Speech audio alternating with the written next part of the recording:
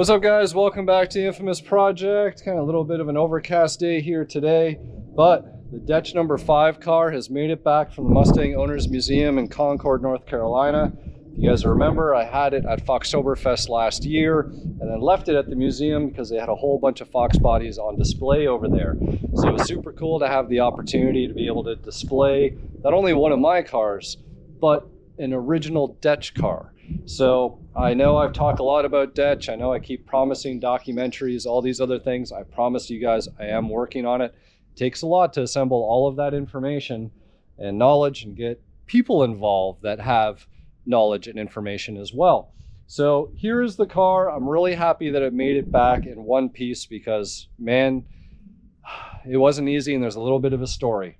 I got some footage from this morning before my detailer hit this car up and looks like all of the war wounds off of it. So let me show you guys some of that footage. We'll be right back.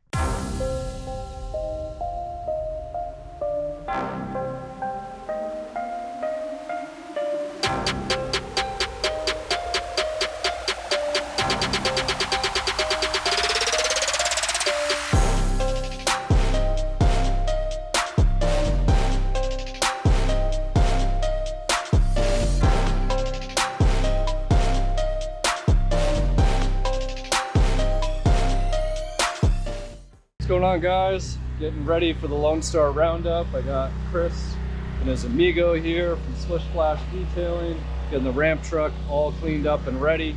Even gonna have a Godzilla on display. So if you guys are down in Central Texas, check out Splish Splash Detailing. He hooks me up all the time. I wanted to give you guys a small little update on DECH number 5 that showed up sitting right here. And yeah, there's some stuff to talk about here.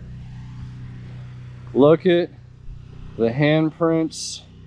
Like, if this guy committed a crime, I'd be able to get his prints no problem. So probably like this, looking down, you know, underneath the car, probably where to hook things up. Handprint here, whether he's validating the VIN sticker or what, I have no idea. Grabbing the A-pillar, like, just unbelievable. Then check out my door panel.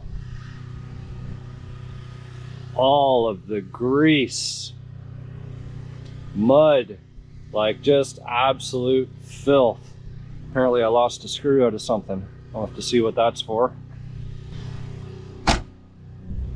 And down here on the lower rear bumper, just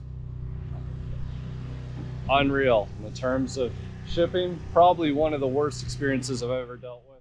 Pretty disgusting and tragic, right? Thankfully, nothing on the underside of the car was compromised or anything of that nature. I haven't even opened up the door. Let's see if he got that door panel fixed for me. Oh, look at that. What a guy.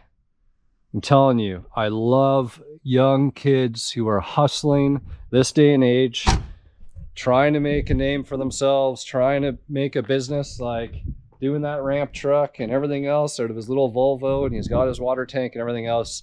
Man, Chris, big shout out to you. Love what you're doing, and thank you for hooking me up with all these mobile detail and washes.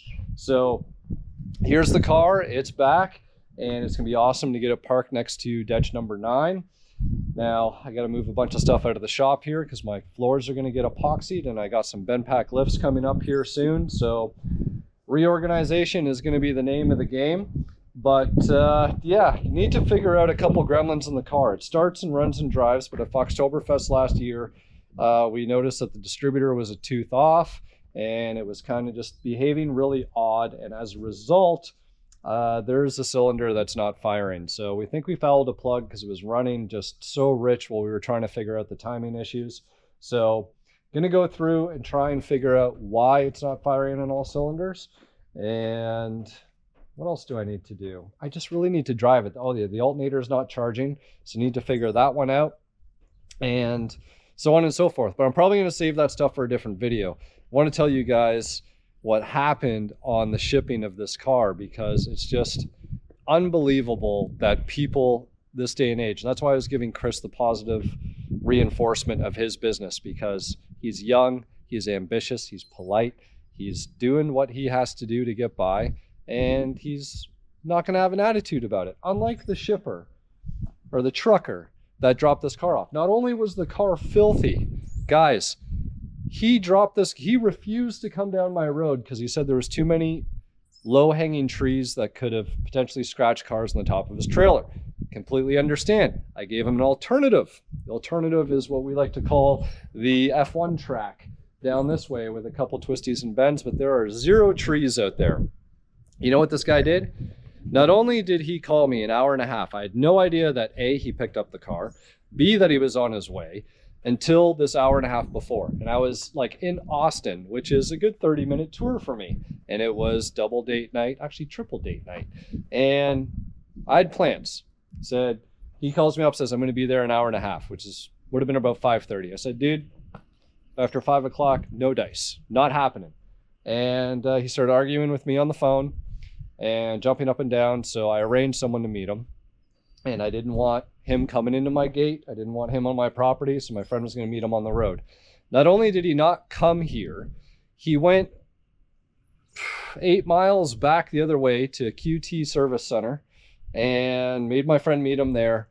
Started coming back this way. He pulled off in the middle of a highway, the state highway, like not an interstate or anything like that, but we're talking 60-mile-an-hour speed limit.